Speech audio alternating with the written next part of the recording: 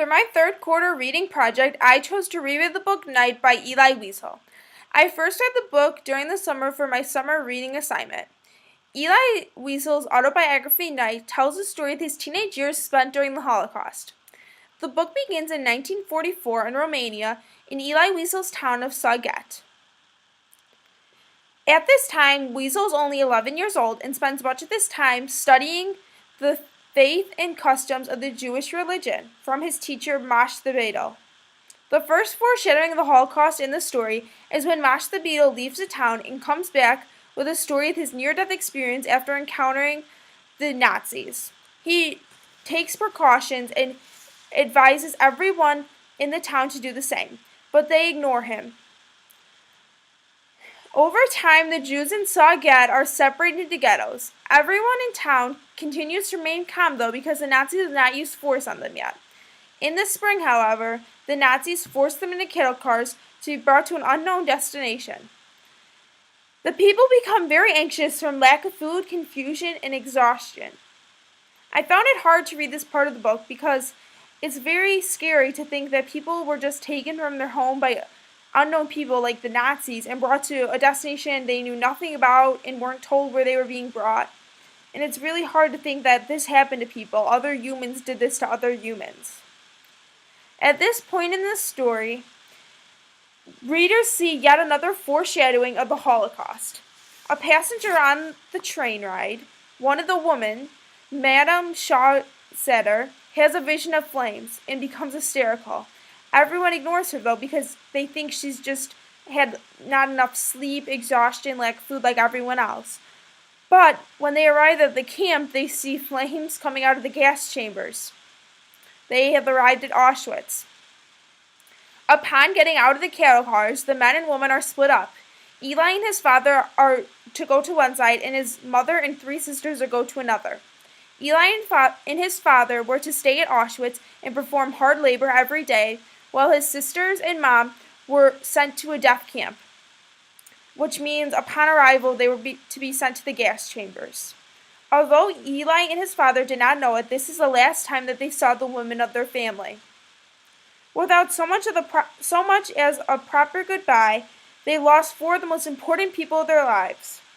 If this isn't enough pain for Elie and his father to handle, they hadn't even started their suffering in the Holocaust.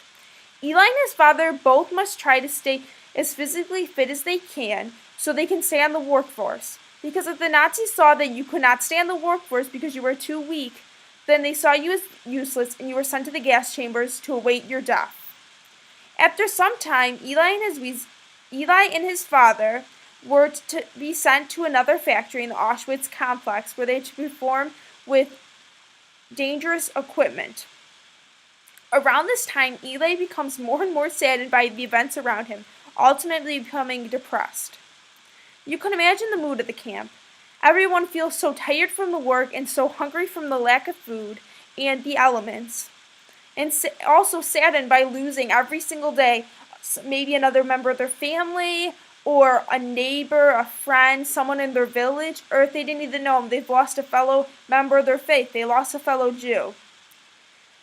And this happened a lot because often there was what they called a selection, which means Jews were to be tested physically to see who was fit and who was not. If the Nazis saw that you weren't physically fit enough during the selection, then you were also, what I said earlier, you were seen as useless and be sent to the gas chambers. This happened frequently. Of course, it was difficult, though, for the Jews to find any strength themselves after they had been through physical labor day after day with no food. Nevertheless, Elie and his father pushed each other to pass multiple selections together, fueled by being with each other. After some time, they got news that Russian liberation was coming closer and closer to the camp. The Nazis became frightened and ultimately took their prisoners to run 42 miles to another camp. Many of the prisoners died during this astonishing run, but nevertheless, Elie and his father survived by pushing each other with each other's presence. Because many other people had no family members left, but Elie and his father had stayed with each other this long. It was quite remarkable. Yet, when they arrived at the other camp, they were put in cattle cars again to be sent to a different camp. After all this time, Eli's father had become very tired, weak, like so many of the others, and tried to cling for life but just couldn't. He died. Shortly after, Eli was sent free after the camp was liberated. But he had lost everyone in his family, many friends, many neighbors. He really didn't have that many people he knew. Although the relief he must have felt was tremendous from being set free from this camp, he had lost so much. He had no house, he had nothing. After reading Night the first time, I took the book simply as an account of someone's experience in the Holocaust, which it is. But after reading the book the second time, I also saw more symbols and deeper meanings in the plot. One of the things I somewhat ignored reading it the first time was Eli's relationship with God. At the beginning of the book, his faith with God is very strong. For you remember, he was 12 years old and he was very interested in studying the Jewish faith. Having grown up with a strong faith at home also, it is initially easy for Eli to keep his faith at the concentration camp. During his beginning of being there, he still believed that God was with him and he tried to find the good even though they were suffering so much.